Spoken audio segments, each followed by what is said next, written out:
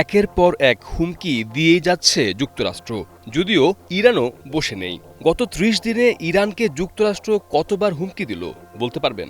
সংখ্যাটার সঠিক হিসাব হয়তো বলা মুশকিল, তবে তা যে বহুবার তা নিশ্চিত। সেই নিয়মে আবারও ইরানকে হুমকি দিলেন যুক্তরাষ্ট্রের president Donald Trump.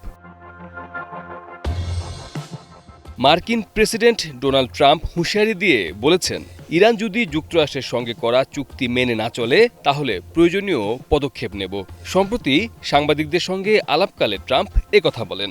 Donald Trump বলেন, ইরান যদি তাদের চুক্তির শর্ত পূরণ না করে অথবা তারা যদি সঠিক আচরণ না করে তাহলে আমি যা করার প্রয়োজন তাই করব। তবে যুক্তরাষ্ট্রের হুমকিতে একেবারেই বিচলিত নয় ইরান। এমনই প্রতিক্রিয়া বারবার দিয়ে আসছে দেশটির শীর্ষ নেতৃত্ব। এমনকি ইরান তার সর্বোচ্চ সামরিক প্রস্তুতিতে রয়েছে এমন বার্তাও বহুবার দিয়েছে দেশটির শীর্ষ সামরিক নেতৃত্ব। তাই সত্যি যদি যুক্তরাষ্ট্র আবারও কোনো আগ্রাসনের পথে হাঁটে তবে ইরান এবার জবাব দেবে আরও শক্তিশালী উপায়ে।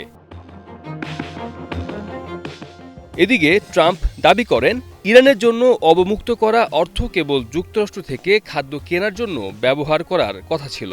তবে ইরানের আধা সরকারি তাসনিম সংবাদ সংস্থার বরাতে দেশটির কেন্দ্রীয় ব্যাংকের গভর্নর আব্দুল নাসের হেম্মাতি বলেছেন, বর্তমান সমঝোতা স্মারকের আওতায় যুক্তরাষ্ট্র থেকে কৃষি পণ্য বা কৃষি উপকরণ কেনার কোনো বাধ্যবাধকতা তেহরানের নেই।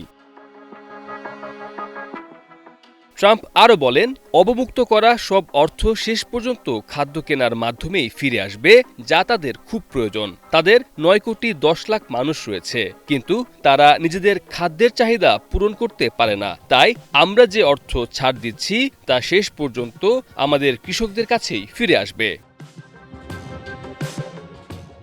এদিকে ইরানের পার্লামেন্টের স্পিকার ও প্রধান আলোচক মোহাম্মদ বাঘের গালিবাফ বলেছেন, হরমুজ প্রণালীর প্রশাসন ও নিয়ন্ত্রণ ইরানের হাতেই থাকবে।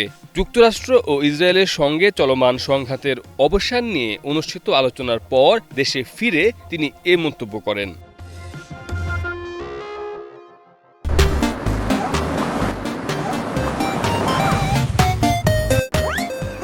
গালিবাফ আরও বলেন, হরমুজ প্রণালী আর কখনো যুদ্ধপূর্ব অবস্থায় ফিরবে না।